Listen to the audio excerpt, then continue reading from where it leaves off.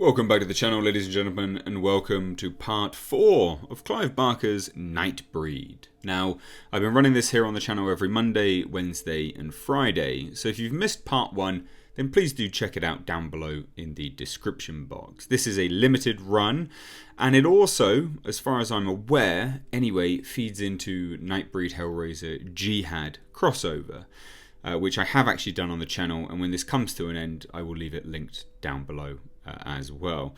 But that being said, this is all in its own individual playlist. Please do check it out if you've missed any of them. It is kind of telling the backstories and a little bit of a continuation here and there. It's an interesting read nonetheless.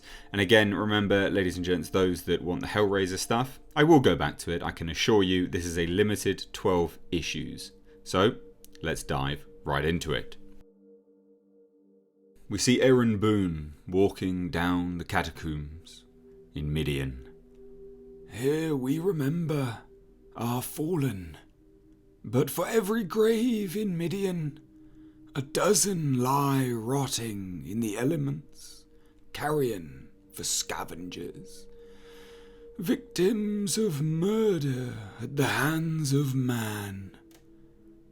I don't understand. I thought we were resilient, yes, but even the tallest mountain can be reduced to sand. The bodies in the walls, embalmed, wrapped, mummified.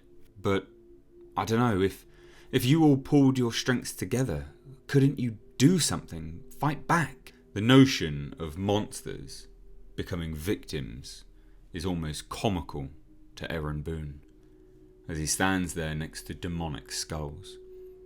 Take over the world. Your human side remains strong, Boone. Humans want to conquer, to enslave, to convince themselves of their superiority. We just want to live our lives unassaulted. We want to be left alone.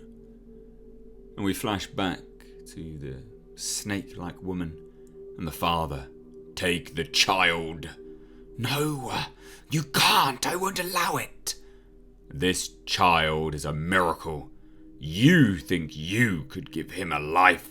Hiding, scavenging, lurking in the dark. This boy was sent by God, and he deserves to be raised in his presence. I am offering him a life you can never give him. At what cost to my soul? A soul, You have no soul, succubus. If you did, you would know that I am right. The woman leans in, bares her teeth. And what if I decide to kill you all first? The man quickly withdraws a blade, and up it goes to the little boy's throat. You might be able to do that, but not before I send this little angel back to God. Testing me like Abraham and Isaac. You know the good book? Well, then you know life is about free will. Make your choice. She quickly jumps up, her hand around the father's throat. You think you've won? She kneels down. I will come for you, I swear it. She quickly runs out of the cave. Get the eggs. I must depart for Rome immediately. And now we see the Reverend Ashbury.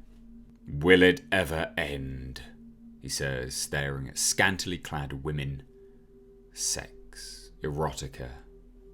This continuous flood of human filth. We see him as he walks past individuals. Hey, brother man, you like 'em young? What she lacks in experience she makes up for in Enthusiasm.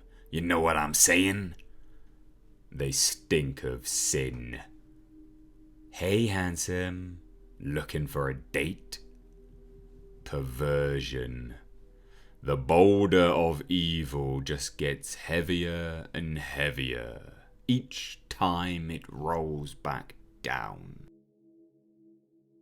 Bitch, get out of my face! They are beyond salvation. Don't be nervous. I don't bite. That costs extra. The malignancy of evil has consumed them. We don't get many men of the cloth in here. What's your fancy, preach? Whiskey. A double. And there we see this man of the cloth enacting his unholy justice on the world, choking one man. The only option that remains. Pulls out a blade for another. Destruction. And as the bartender pours his whiskey, he grabs his hand. Leave the bottle. God must take some pleasure in playing with me. But no matter how many I destroy, dozens take their place. I am so tired. I feel so used.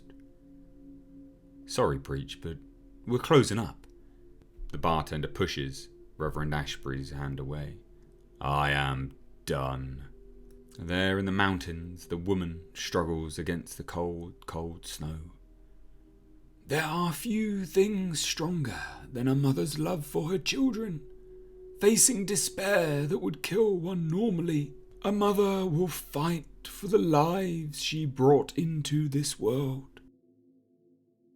Journeying across time, across continents, doing whatever is necessary for her children. We see as she scurries off of an old steamboat. And there, starts stealing fruit from a local market. Maternal love fueling her every decision. She sits there by the fire, keeping her babies warm. Living moment by moment, burying her own sadness, but never once forgetting what was taken from her. We see the child, the apparent gift from God, in a cage next to 2 eggs. I thought this would be a perfect place to separate God's wheat from his chaff. These poor souls are not evil, just broken. And he overhears them. Monsters? He squints. Monsters? I want to drink what you've been guzzling. No, I'm serious. I heard some cops talking all sorts of weird stuff, freaky stuff. The only monster I know is our absentee god. The preacher walks in. Oh, Padre, you scared me. You should be scared of his ambivalence. I don't know if a priest should be saying those things. You mock me? If God struck me down, at least then I'd know he was paying attention. Hey, it looks like you need a drink more than us. Good one, Frankie. But the preacher's having none of it. He grabs the man's throat. What the fuck? Punches another. Reverend or not, I'm gonna kick your ass. He gets knocked down. Oh Lord, guide my hand, as he picks up a piece of wood and knocks one of the men out. What's this? The 3rd time this month, Reverend Ashbury? We gotta stop meeting like this. 2 cops pull in on the scene. We should start charging you rent. Looks like you'll be in here a while. Play nice. Reverend Ashbury, your services are required. He looks like a drunk. He's just lost his way. Poor bastard. You wouldn't want to miss the day of judgment now, would you? The apocalypse is here. At last, Christ, my purpose to deliver your righteous vengeance is at hand. They're warming up for it over in Midian, Padre. You get your butt over to church and load up on some holy water and crucifixes. We're going in there with God on our side.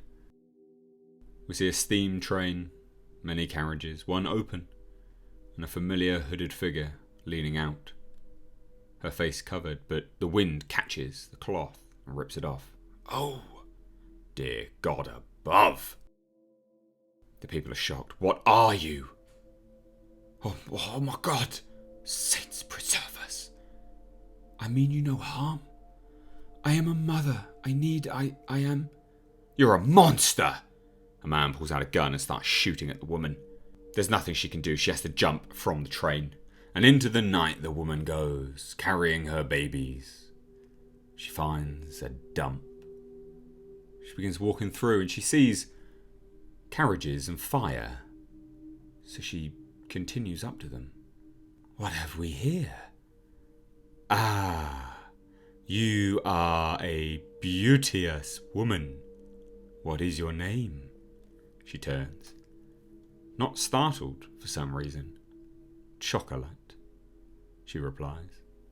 Simply musical, that name. I am called Vasti Moses. And this, Chocolate, this. We now see why she wasn't scared or surprised or shocked. Concerned that someone had seen her face. This man, clearly one of her kind. Is your home? He turns and points to others just like them. Stay as long as you'd like. And there we're back in the catacombs. Boo! Ha ha! Is the old man filling your head with tales of woe? You must be Boone. History that is forgotten is doomed to repeat itself lewd. Now, if you want to hear a good story, then take a seat, 'cause lewd story will curl your hair.